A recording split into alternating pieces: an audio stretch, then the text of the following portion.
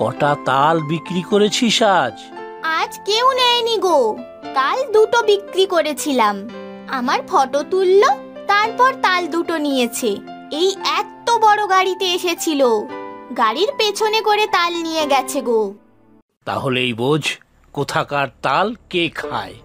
চলো বাবু, তোমাকে পৌঁছে দিয়ে আসি। না রে, এই তাল মাথায় নিয়ে তোর আর যেতে হবে না।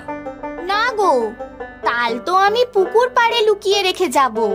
আচ্ছা চল। আমি স্কুলে যাব না কিন্তু, বাবা জানতে পারলে খুব বকবে। আমি দূর থেকে দেখিয়ে দেব স্কুলটা।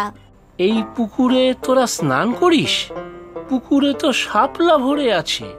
এইখান থেকে আমরা জলে নামি, শাপলাও তুলি।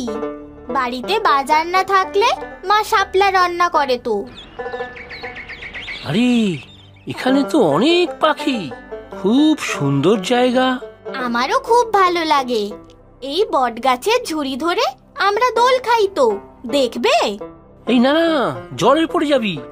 আয় চল তো স্কুলে যাই, না হলে দেরি হয়ে যাবে ফিরতে।